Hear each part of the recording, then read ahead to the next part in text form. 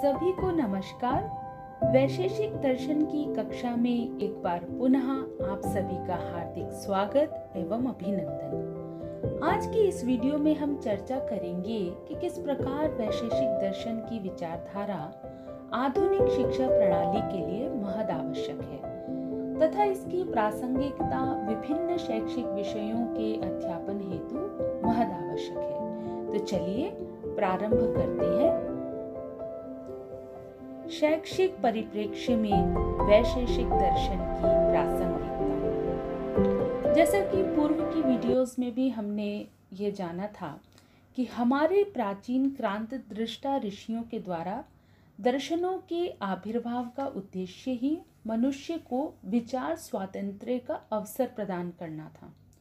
भारतीय दार्शनिक परंपरा के उद्भव के केंद्र में मनुष्य का सर्वथा कल्याण ही निहित रहा है। ये दार्शनिक परंपराएं प्रत्येक युग में मानव जाति का मार्गदर्शन करती रही हैं और इनके बताए गए मार्ग पर चलकर ही मनुष्य जाति ने अपने जीवन के सर्वोच्च लक्ष्य मोक्ष की प्राप्ति की है। दार्शनिक विचारधाराएं मानव जाति के जीवन में होने वाले त्रिविध दुखों को दूर करने में सहायक होती हैं तथा मनुष्य को जीवन की स्पष्टता प्रदान करती हैं। मनुष्य अपने संपूर्ण जीवन में किसी न किसी प्रकार के दुख, समस्याओं, उलझनों, द्वंद्व की स्थितियों में जूझता ही रहता है और इन्हीं अनुकूल प्रतिकूल परिस्थितियों में वह अपना संपूर्ण जीवन व्यतीत कर देता है। जैसे सुख दुख, राग द्वेष, अनुकूल प्रतिकूल, लाभ हानि की स्थितियों में मनुष्य आकुल व्याकुल होकर अपने बहुमूल्य जीवन को व्यतीत करता है। इन विभिन्न प्रकार की द्वंद्वों की स्थितियों से उभरने पर ही मनुष्य अपने जीवन के वास्तविक लक्ष्य को पहचानने में सफल होता है और इसी जीवन के सर्वोच्च लक्ष्य को, जीवन की महत्ता को जानने हेतु दर्शन परंपराएं हमारे प्राचीन ऋषियों मुनियों के शुभ आशीर्वाद के रूप में हमें उपलब्ध होती हैं। इन्हीं दार्शनिक परंपराओं की श्रृंखला में एक अत्यंत महत्वपूर्ण दार्शनिक विचारधारा वैशेषिकों की है, जिसे वैशेषिक दर्शन के नाम से जाना जाता है। आस्तिक दर्शनों में श्रेष्ठतम वैशेषिक दर्शन के सिद्धांत अत्यंत गूढ़ एवं सूक्ष्म रहे हैं और साथ ही इसके सिद्धांत वर्तमान शैक्षिक परिप्रेक्ष्य की दृष्टि से अत्यंत महत्वपूर्ण हैं, जिनमें प्रत्यक्ष अप्रत्यक्ष रूप से भारतीय शिक्षा प्रणाली को देने के लिए बहुत से सिद्धांतों की व्याख्या की गई है। यहाँ दर्शन के विषय में एक बात और भी स्पष्ट रूप से समझनी चाहिए कि किसी भी दार्शनिक विचारधारा का उद्देश्य केवल मनुष्य की मूलभूत आवश्यकता मात्र तक सीमित नहीं होता है। दार्शनिक विचारधाराएं मानव जाति को संपूर्ण संसार के प्रति समग्र दृष्टि प्रदान करती है और इनका उद्देश्य मनुष्य का सर्वांगीण विकास होता है। ये एकांगी विकास के पक्ष में नहीं होते जहाँ केवल मनुष्य के पेट भरने तक की बात कही जा रही हो। तो भारतीय शिक्षा प्रणाली में यह और भी आवश्यक हो जाता है कि हमारे प्राचीन मंत्र दृष्टा ऋषियों का जो समृद्ध चिंतन है वह वर्तमान भारतीय शिक्षा प्रणाली का हिस्सा हो, जहाँ छात्र केवल रोजगार परक शिक्षा को प्राप्त करने की दौड़ में स्वयं की मौलिकता को न भुला दें। विद्यालय शिक्षा से लेकर उच्च शिक्षा तक छात्रों को ऐसे अवसर प्रदान पाठ्यक्रम द्वारा किए जाएं जहां वे स्वयं की विशेषता को पहचानें और जहां उन्हें अपनी चेतना को विकसित करने के लिए पर्याप्त अवसर प्राप्त हों, जहाँ वे दुनिया की ये जो कभी न खत्म होने वाली जो दौड़ है इससे ऊपर उठकर जीवन में कुछ मौलिक व उपयोगी कर पाएं। तो वैशेषिक दर्शन इसी विशिष्टता या विशेष पर बल देता है, जिसमें वह पदार्थों के माध्यम से विशेष तत्व की व्याख्या करता है और उस विशेष की महत्ता को बतलाता है। इसी कारण से इस दर्शन का नाम वैशेषिक रखा गया है, जिसकी आज वर्तमान शिक्षा प्रणाली में महती आवश्यकता है। वैशेषिक दर्शन के अनुसार यदि शिक्षा का उद्देश्य माने तो ये दर्शन प्रत्येक बच्चे की विशेषता पर बल देता है और प्रत्येक छात्र के विश्लेषणात्मक तथा व्यक्तिगत अध्ययन पर जोर देता है और साथ ही विषयों को सूक्ष्मता से देखना तथा विषयों के प्रत्येक पक्ष को जानना ऐसा मत प्रकट करता है। तो आइए अब जानते हैं कि वैशेषिक दर्शन के अनुसार शिक्षक की क्या संकल्पना होनी चाहिए। वैशेषिक दर्शन के प्रवर्तक महर्षि कणाद से लेकर उनके भाष्यकार प्रशस्तपाद, टीकाकार उदयनाचार्य इत्यादि भारतीय दार्शनिक वैशेषिक परंपरा के महान आचार्य रहे हैं, जो अपने आप में गुरु परंपरा के उत्कृष्ट उदाहरण हैं। ऐसे स्मरणीय आचार्यों द्वारा रचित ग्रंथों की संरचना भारतीय आधुनिक शिक्षा प्रणाली के बहुत से आयामों के लिए प्रेरणा स्वरूप है। आचार्यों द्वारा रचित ग्रंथ में जिन प्रतिपाद्य विषयों का सुव्यवस्थित विवरण प्राप्त होता है, वो अपने आप में एक उत्तम शिक्षक होने का परिचायक है। वैशेषिक दर्शन के प्रथम अध्याय के प्रथम आहनिक में ही शास्त्र का आरंभ धर्म की व्याख्या से करते हैं, जिसमें यह कहा गया है कि यतो अभ्युदयः निःश्रेयस सिद्धिः सह धर्मः, अर्थात जिस कार्य के द्वारा आत्मबल की वृद्धि होती है और मोक्ष की सिद्धि अर्थात त्रिविध दुखों का अंत या भीतरी स्वतंत्रता का अनुभव होता है, वही धर्म है। अब यहाँ धर्म की बात सर्वप्रथम कहकर ही आचार्य शिक्षार्थी को ग्रंथ पढ़ने हेतु उत्कृष्ट प्रेरणा दे रहे हैं। और इसी प्रकार के गुण एक सच्चे शिक्षक में भी होने चाहिए कि वह छात्रों के समक्ष ऐसे प्रेरक उद्दीपकों का प्रयोग करे जिससे छात्र विभिन्न विषयों को पढ़ने में रुचि ले और उन विषयों के प्रति सही समझ उन छात्रों के अंदर विकसित हो। तो वैशेषिक विचारधारा के अनुसार शिक्षक का वैज्ञानिक दृष्टिकोण विकसित होना चाहिए। उसमें विषय को समझने की गहन बुद्धि की क्षमता होनी चाहिए। शिक्षक को ये ज्ञात होना चाहिए कि छात्रों को किन सरल व प्रभावपूर्ण साधनों व माध्यमों से पढ़ाया जाए जिससे कि वे ज्ञान ग्रहण करने में सक्षम हो सकें। तो अब आगे देखते हैं कि वैशेषिक दर्शन के अनुसार विद्यार्थी की कैसी संकल्पना हो।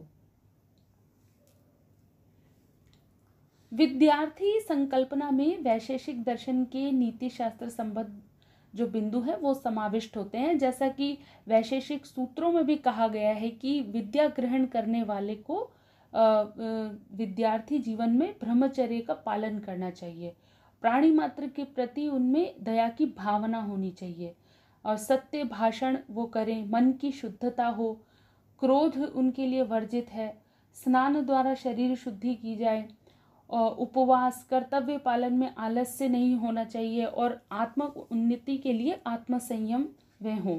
वैशेषिक सूत्र में तो यह भी कहा गया है कि जो आत्मसंयमी नहीं है उसे केवल पवित्र भोजन माने सात्विक भोजन करने से भी आत्मबल की प्राप्ति नहीं होती है।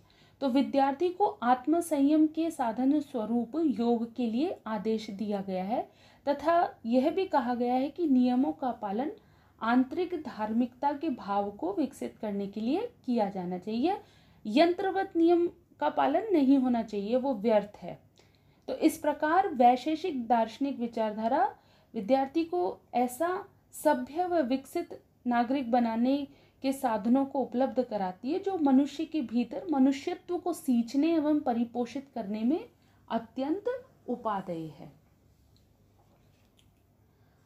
अब आगे हम देखते हैं कि वैशेषिक दर्शन के अनुसार पाठ्यक्रम की क्या संरचना होनी चाहिए, पाठ्यक्रम कैसा होना चाहिए वैशेषिक दर्शन के अनुसार। तो पाठ्यक्रम संरचना हेतु वैशेषिक दर्शन वैज्ञानिक दृष्टिकोण प्रदान करता है तथा जो वस्तुओं को समझने के लिए सोपान अनुसार क्रमबद्ध अध्ययन पर बल देता है। वैशेषिक दर्शन के अनुसार पाठ्यक्रम संरचना में बालक के प्रत्येक स्तर को दृष्टि में रखते हुए उसके मानसिक, सांवेगिक, शारीरिक शक्ति के आधार पर विषयों का निर्धारण करना चाहिए। और पाठ्यक्रम संरचना में अवधेय बिंदु जो है वो इस प्रकार है कि पाठ्यक्रम ऐसा हो जो बालक में वैज्ञानिक दृष्टिकोण उत्पन्न करे और बालक में वस्तु या विषयों को समझाने हेतु सूक्ष्म बुद्धि व उनके चिंतन जो है वह विकसित हो। विद्यार्थियों को विषय की स्पष्टता हेतु अनेक उदाहरणों का प्रयोग हो। दृष्टांतों का स्वरूप विद्यार्थियों के पर्यावरण अथवा आसपास के जीवन से वह संबद्ध हो और विषय की स्पष्टता इस प्रकार हो कि विद्यार्थियों में निर्णय लेने की क्षमता उत्पन्न हो सके। और पाठ्यक्रम निर्माण की संकल्पना में जितने भी आधुनिक प्रयोग हों, जैसे संरचनावाद इत्यादि में वैशेषिक दर्शन का चिंतन, उसको और भी सटीक दृष्टि दे सकते हैं। तो इस तरह से ये पाठ्यक्रम संरचना जो है वैशेषिक दर्शन के अनुसार ये सारे बिंदु इसमें सम्मिलित हो सकते हैं। और अब हम देखते हैं कि वैशेषिक दर्शन के अनुसार शैक्षिक प्रविधियां क्या क्या हो सकती हैं। तो वैशेषिक दर्शन के गूढ़ दार्शनिक चिंतन को अपने ग्रंथों में दार्शनिक आचार्यों ने क्रमिक चिंतन के रूप में प्रस्तुत किया है।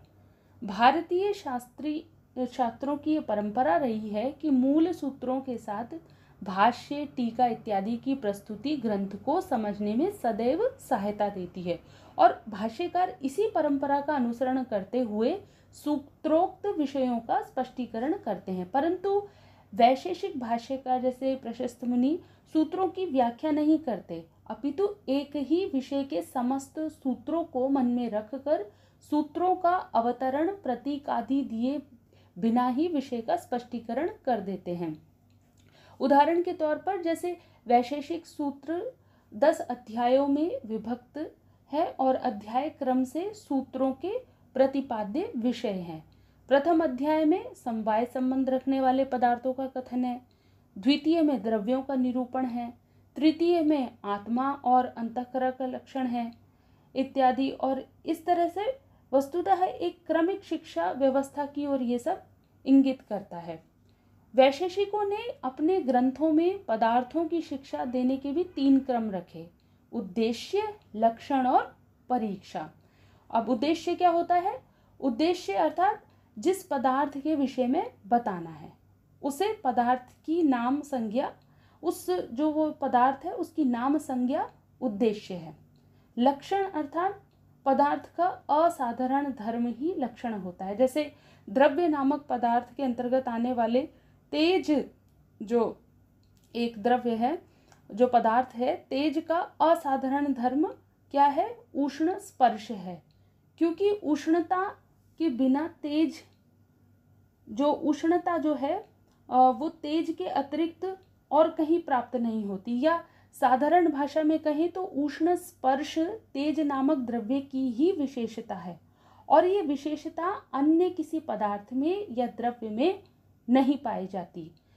अब यह तो तेज का लक्षण किया है, क्या वास्तव में ये विशेषता अन्य किसी पदार्थ में नहीं प्राप्त होती है? इस तरह के चिंतन को परीक्षा कहते हैं। तो परीक्षण की दृष्टि से यदि विचारा जाए तो ये विचारा सकता है कि पत्थर और पानी में भी तो उष्ण स्पर्श होता है, वे भी तो उष्ण स्पर्श से युक्त होते हैं, फिर यह तेज की ही विशेषता कैसे हुई? तब इस बात का स्पष्टीकरण करते हुए भाष्यकार कहते हैं कि पत्थर, पानी इत्यादि गर्म होते हैं, वे तेज के संयोग से ही होते हैं, उनमें स्वतः गर्मी नहीं होती, अतः उष्ण स्पर्श तेज का ही लक्षण है। इस प्रकार हम देखते हैं कि वैशेषिक भाष्यकार किसी भी पदार्थ की सिद्धि हेतु 3 प्रकार के सोपानों का प्रयोग करता है, जो वर्तमान शिक्षा प्रणाली में विभिन्न विषयों की संप्रत्ययात्मक दृष्टि को समझने व समझाने में उपयुक्त हो सकती है। तो वस्तुतः वैशेषिक विचारधारा मनुष्य के अंदर पदार्थों को समझने व देखने हेतु सूक्ष्म वैज्ञानिक दृष्टि प्रदान करती है। यहाँ एक पदार्थ का वैशेषिक भाष्यकारों ने क्रमबद्ध विश्लेषण, जिसे हम अंग्रेजी में कहेंगे सिस्टमैटिक इवैल्यूएशन किया है। एक क्रमबद्ध उपागम, सिस्टमैटिक अप्रोच के प्रयोग के द्वारा अंतर्गत विषय का अवबोध कराया है, जो इनके वैज्ञानिक विचारधारा का परिचायक है। इसके अतिरिक्त वैशेषिकों ने पदार्थों की सत्ता को व्याख्यायित करने हेतु सामान्य और विशेष को भी आधार बनाया है।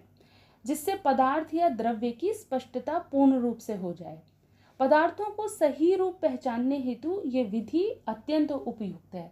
तो वर्तमान शैक्षिक प्रणाली में गणित, विज्ञान, भाषा इत्यादि विषयों को भी पढ़ाने में ये उपयुक्त हो सकती है। यहाँ वैशेषिक ने विभिन्न प्रजातियों को किस प्रकार से पहचाना जा सकता है उसका उदाहरण देते हुए इस विधि के महत्व की स्थापना की है। जैसे इस संसार में जितनी भी दिखाई पड़ने वाली वस्तुएं हैं, उन वस्तुओं में जैसे पशु पक्षी, पेड़ पौधे, मनुष्य भेद होते हुए भी एक ऐसी समानता भी पाते हैं जिसमें वे सब आपस में एक ही प्रकार के प्रतीत होते हैं और दूसरी वस्तुओं से वे भिन्न प्रकार के प्रतीत होते हैं। जैसे सारी गायों में कोई एक ऐसी समानता है जिससे सभी गायें एक प्रकार की सी प्रतीत होती हैं और घोड़ा, वृक्ष, पेड़ पौधे इत्यादि से भिन्न प्रतीत होती है। इस समानता को हम जाति भी कहते हैं, जिसमें जातिवाचक संज्ञा शब्द आते हैं। क्योंकि सभी गायें इस समानता के कारण एक सी प्रतीत होती है, तो वही गायें अपनी एक विशेषता, जिसे गलकंबल बोलेंगे, उसके कारण अन्य घोड़े, गधे, पेड़ पौधे, वृक्ष आदि से स्वयं ही पृथक हो जाते हैं, या यूं कहें कि भेद प्रकट हो जाता है। और यही विशेषता विशेष धर्म भी कहलाती है। साथ ही सामान्य और विशेष की विवेचना ये बुद्धि के द्वारा होती है।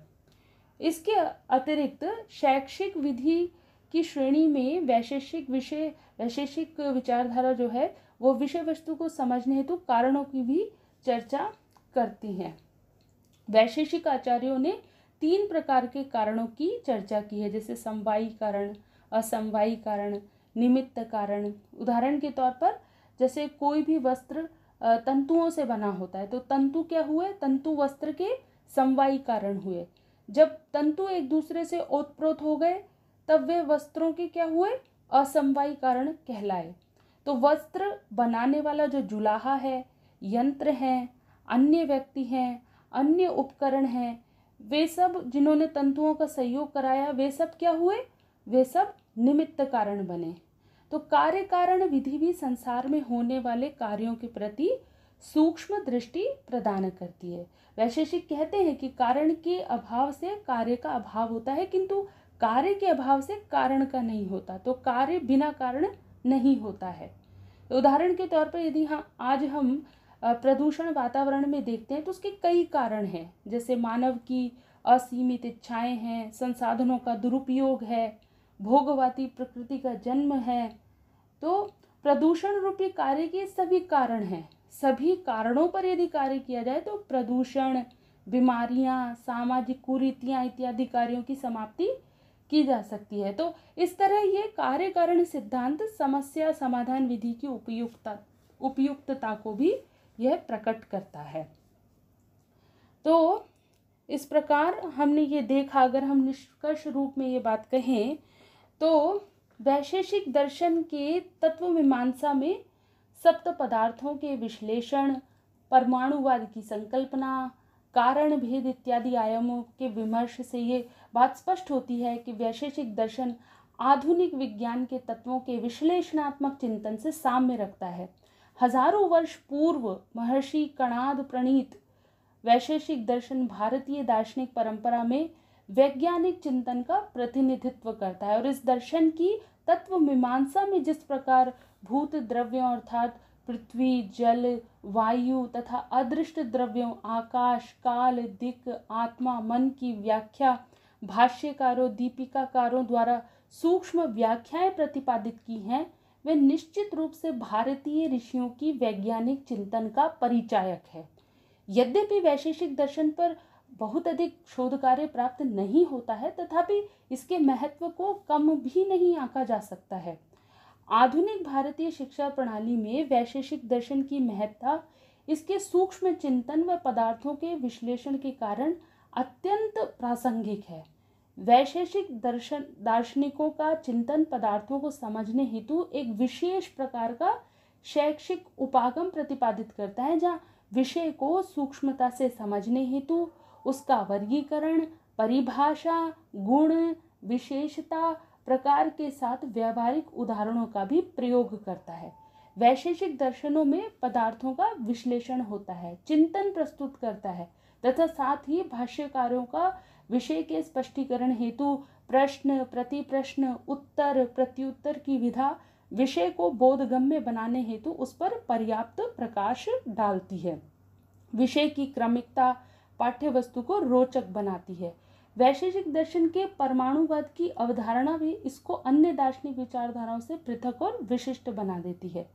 वैशेषिक जिस परमाणु की बात करता है उसका साम्य आधुनिक विज्ञान भी नहीं रखता है, क्योंकि आधुनिक वैज्ञानिकों ने तो परमाणु को भी 3 भागों में विभाजित कर दिया है, किंतु वैशेषिकाचार्य जिस परमाणु की बात करता है वह अविभाज्य है, अर्थात जिसका विभाजन नहीं किया जा सकता। तो कहीं ना कहीं यहाँ पर आधुनिक विज्ञान और वैशेषिकों का परमाणु को लेकर एक मत प्रकट नहीं होता है। हो सकता है कि वैशेषिक परमाणु के और भी सूक्ष्म विषय की बात करता है जिसका आधुनिक विज्ञान भविष्य में अपने वैज्ञानिक प्रयोगों द्वारा जान सके। तो कहीं ना कहीं वैशेषिक दर्शन की विचारधारा पदार्थ के स्थूल रूप से लेकर उसके अति सूक्ष्म स्वरूप को जानने की ओर ही प्रेरणा देती है, जिससे विषय के प्रति एक समग्र दृष्टि का विकास हो। तो अंत में यह कहना अतिशयोक्ति नहीं होगी कि वैशेषिकाचार्यों का चिंतन विद्यार्थियों की बुद्धि को सूक्ष्मता की ओर, विषय को गहराई से समझने हेतु एक अत्यंत प्रासंगिक दार्शनिक विचारधारा है। विषय की गहरी, सूक्ष्म व विश्लेषणात्मक समझ आज की शिक्षा प्रणाली के लिए महद आवश्यक है, जो वर्तमान में शैक्षिक प्रणाली की विभिन्न विसंगतियों जैसे स्तरानुसार पाठ्यक्रम का न होना, रटन पद्धति, अंक आधारित परिणाम, उपाधि हेतु शैक्षिक कार्यक्रम संरचना निर्माण इत्यादि के परिष्कारार्थ तथा मार्गदर्शक के रूप में वैशेषिक दार्शनिक चिंतन महती भूमिका का निर्वहन करने में सक्षम है। धन्यवाद।